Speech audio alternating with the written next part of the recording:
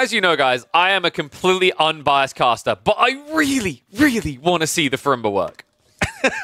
It's happening again. We just cast Wham playing Roos up against Malians in his midweek muster week 2 series. Now we hop into the other bro, Puppy Paw in the red on the Roos, going up against 3D Clan's Cat on the Malians. Yeah, and this is a different breed of kitty, okay? So far, we've been just watching your bog standard moggies, the ones you just get in every household to teach kids that death is a reality with cats. Don't know why people do that, by the way. Cats can live for 20 years. You might want to rethink that.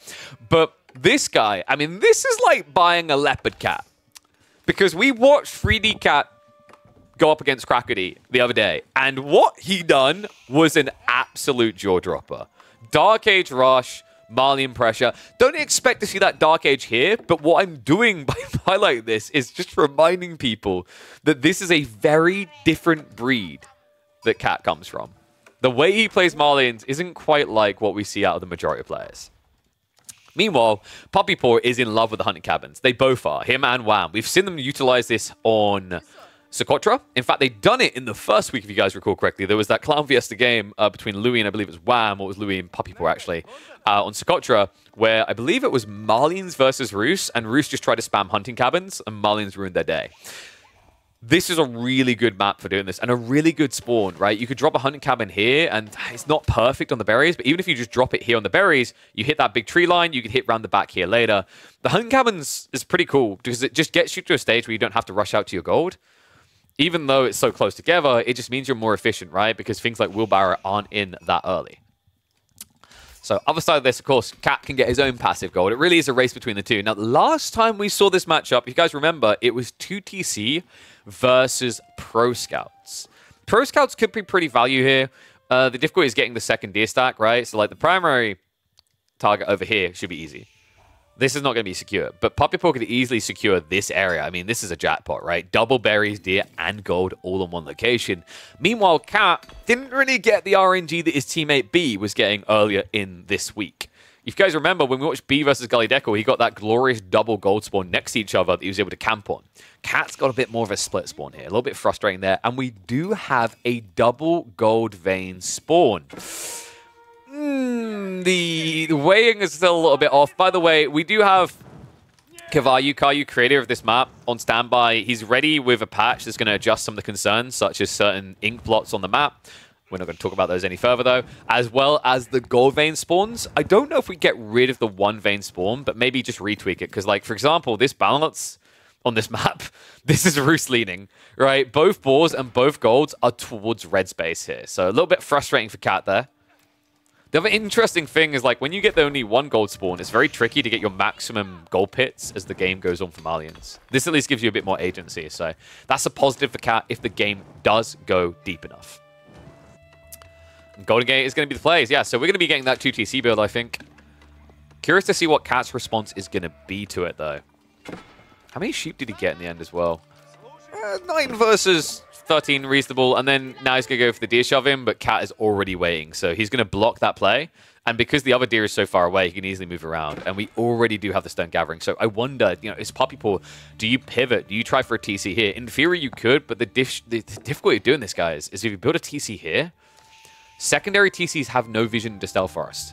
So his vision will be blind, right? He will not see immediately right next to him, which is tricky because if it is Pro Scouts, Malians can easily snatch and grab. If it's a rush with Rams, you're not necessarily going to see it coming.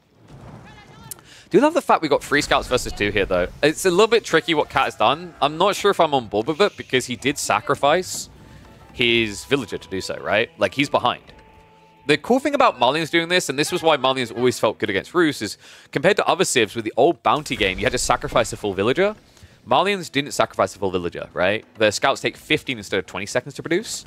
And then, of course, you have things like the Manticore, the Pit Mine that give you passive income to make up for the loss. At the end of the day, though, it is still a loss here, right? You are still behind on villages before your opponent even has that second TC. Yeah, he has to now wait until he's got the upgrades before he can try to contest this. Once that upgrade is in, though, it should be a bit tricky for Puppy Paw to try and attack him in this area.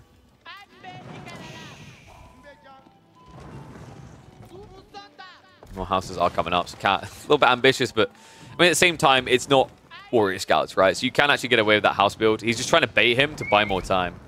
The scouts are now coming home. Poppy Paw is going to try to focus fire down, but now he needs to run. And remember, when you run like this, you lose. These warrior scouts are quicker, so they can whittle you down. So you have to be quick to react and get out. Poppy Paw potentially loses one scout from this, right? But nothing more than that. Meanwhile, Cat, it's clear. We're getting pro scouts. Right? Right? If we are, it's very late. Mill's coming down now. He's already up to 4 scouts. This could just actually be a blocker to a secondary TC.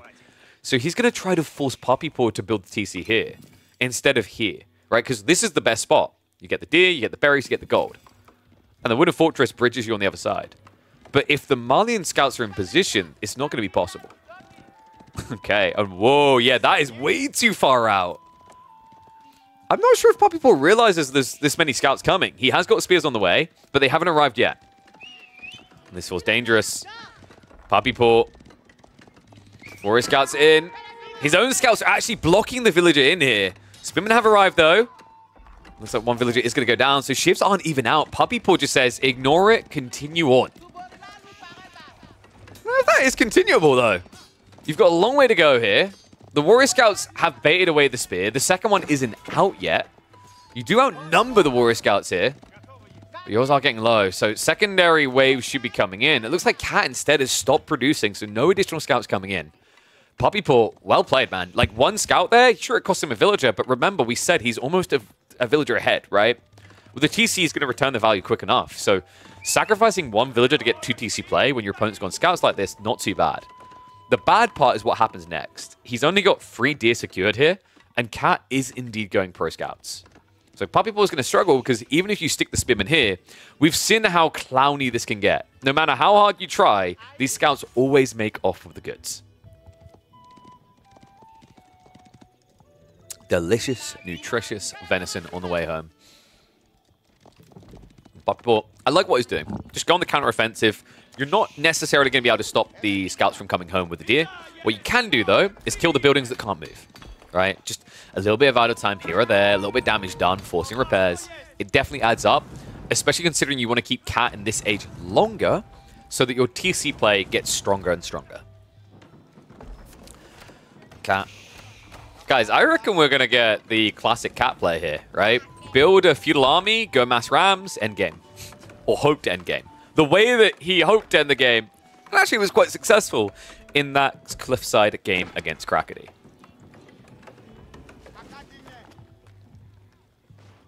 All right, 1's if you think Poppy Paw's going to win this, 2's if you think Cat's going to clutch it. I say clutch it because like, it is a kind of awkward matchup right now.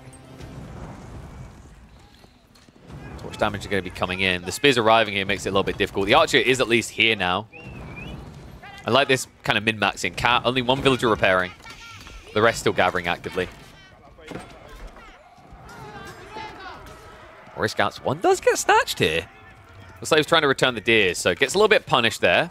That's actually really good value for Poppy Paw. Remember, the cost of these scouts, you actually expend more on them than you would on a spear. So spears are able to get a kill, a piece, before losing their life. It's worth it. The archer mass, too big now. Poppy Paw is going to have to back away.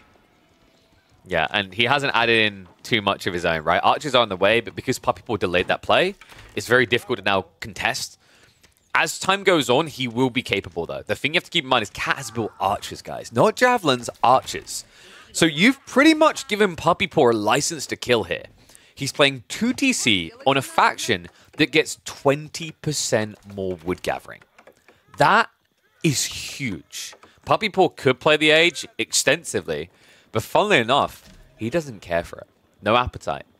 Makes sense as well. Like, your opponent's going archers like this, you can just lean into horse archers, right? Like, in theory, archers should counter, but the issue becomes the breadth of the map. And more important than that, if your opponent's going to hunker down with pro scouts and play mass archers, even though you do have that better economy over time, like, you are still having to come across the map to contest, right? In a situation where you're ego channeling the same unit type.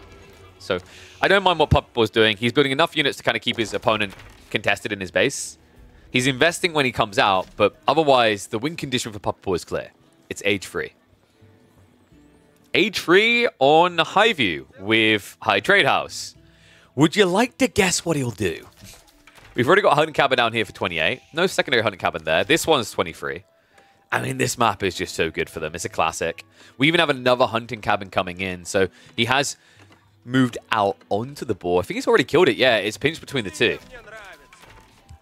And Cat, I mean, if he's going for his classic blacksmith play, he's missing a key building here. Instead, he's racing for the third age. All right. Wait, did we just delete a bunch of stealth for us pointless? What? He realized it's better down here. High trade house coming in. Get your numbers in. And make them big. Make them ballsy, because this is going to be a big one. And it'll get even bigger courtesy of the gathering already on the board. Remember, this is how you get your bounty system up now. Just gather from food sources.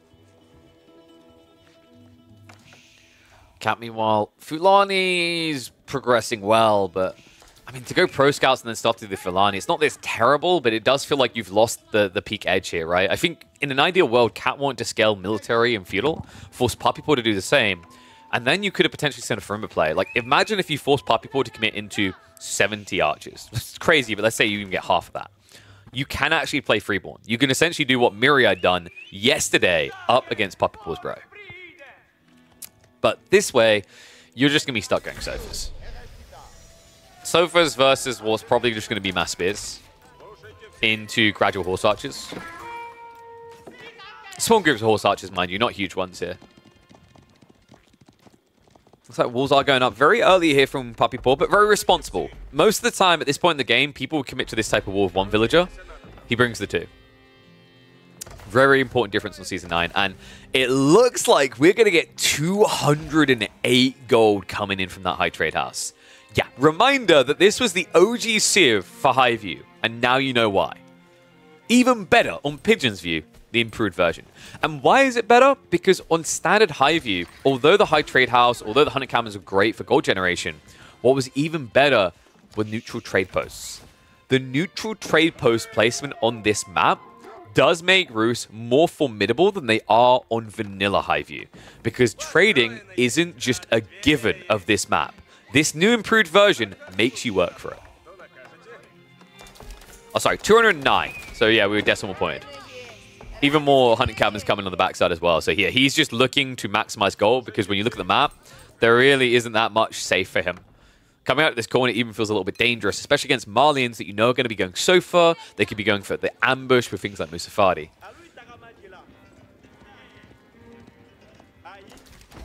With javelins, he could have afforded to stay feudal longer. But the problem is, like, you only make that work if your opponent is staying feudal as well. If your opponent's rushing castle, like, he could just switch into knights, he could switch into bulk.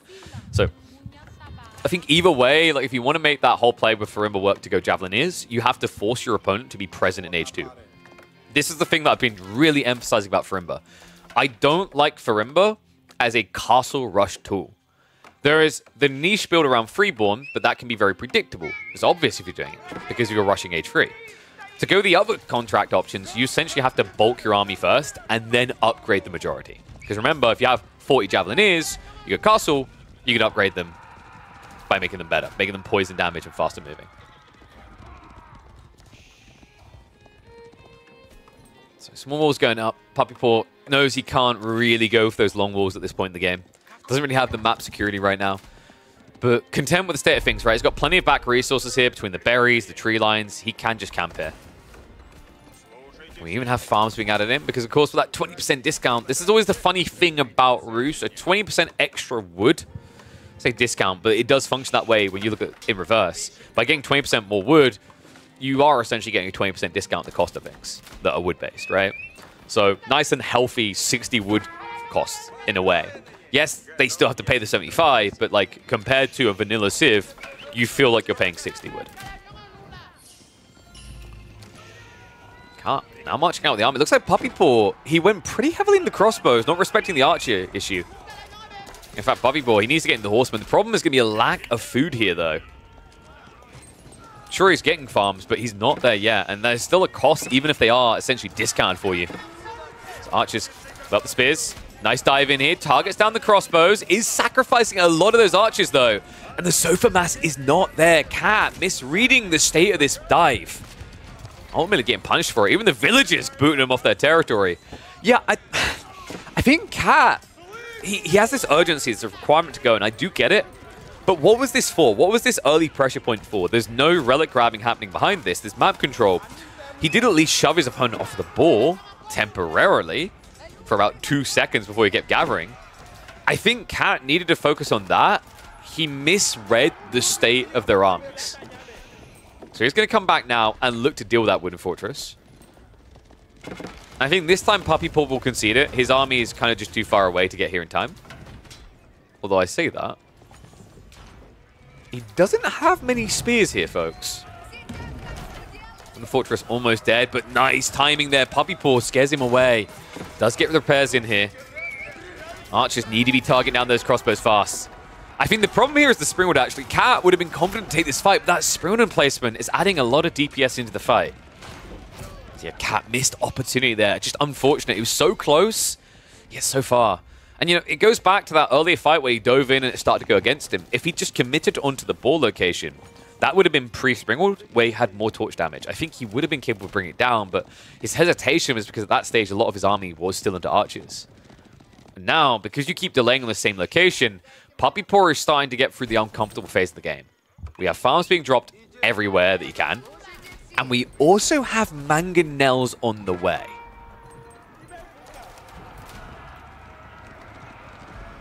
And Cat, yeah, I think Cat did get raided. You're right. Where'd the worker kills come from? Did he get pinched on the Ford Gold?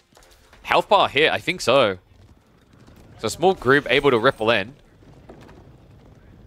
And that means now Puppy Paw is 36 villages ahead. That's before we talk about his passive income, right? Because we brag about Fulani, but you've got High Trade House, you've got all these hunting cabins. In terms of passive gold, if I had to put like a rough estimate on it, I think it's got about 350 gold a minute coming in. Passively.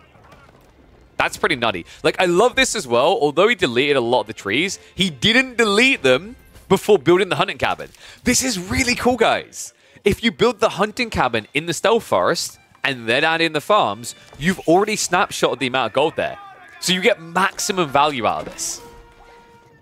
Really cool little detail for Roost players looking to level up their game if they get into stealth forest maps.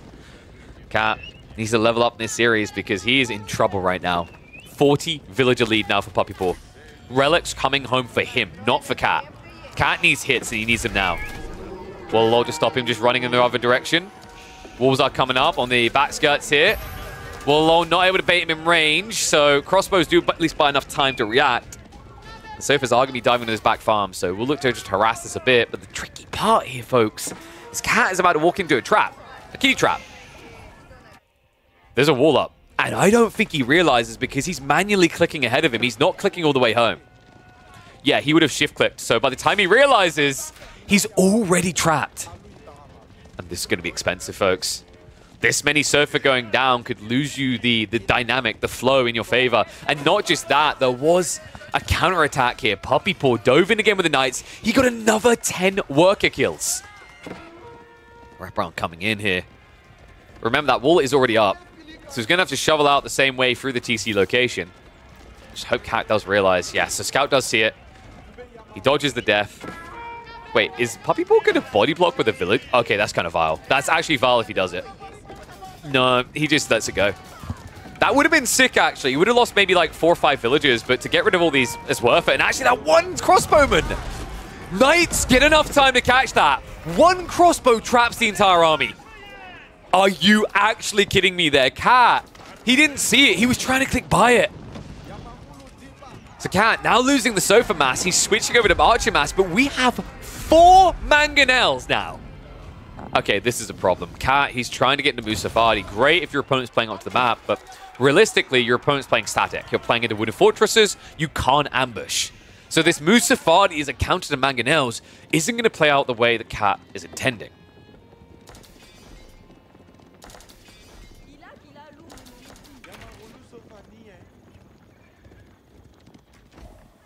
Oh my god. One crossbow challenges an entire cavalry battalion.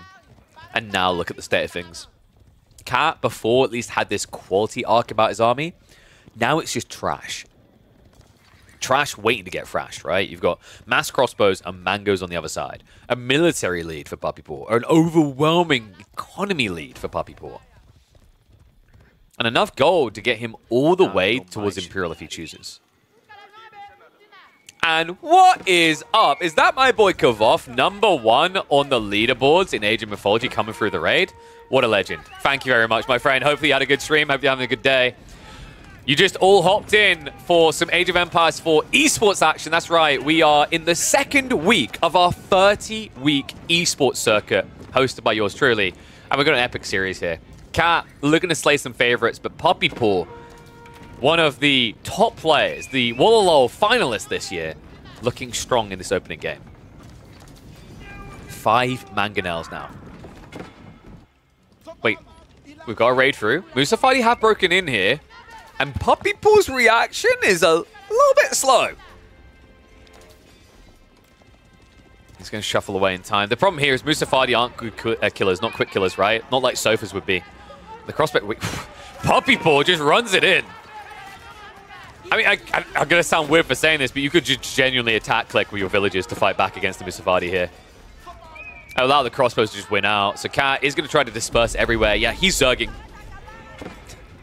For those from the Age of Myth community, think of Malians like you would an Egyptian player. Bulking up all these trash tier units, spears, slingers, hoping to overwhelm. That is the Malian to a capital M. It's what they do, the bread and butter. This is the most zergy civ you'll find in Age of Empires 4.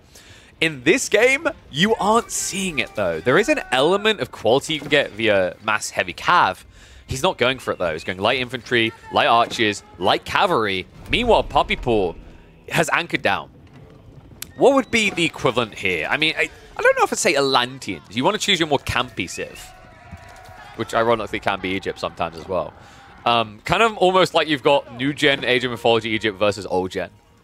But Puppy Paw understands the late game is really good for him here, right? Like Age 4 brings in the power of the Streltsy, discounted compared to other civs hand cannoneer units.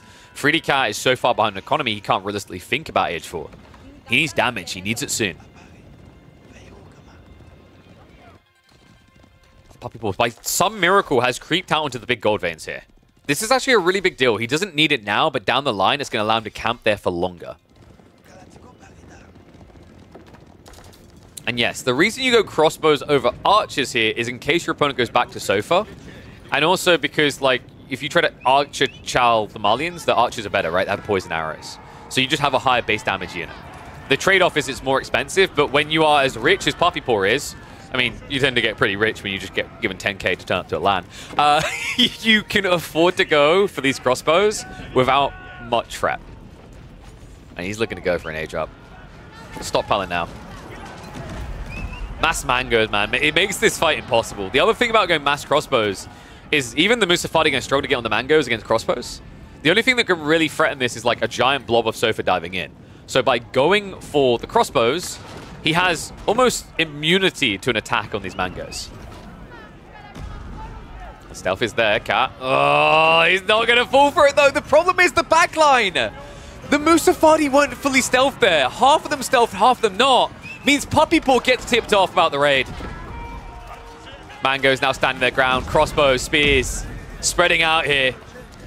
The Mangonels just need to reach that back line of archers to bolt them down. It looks like Puppy Paw may have slightly overextended, though. Has to back behind the walls.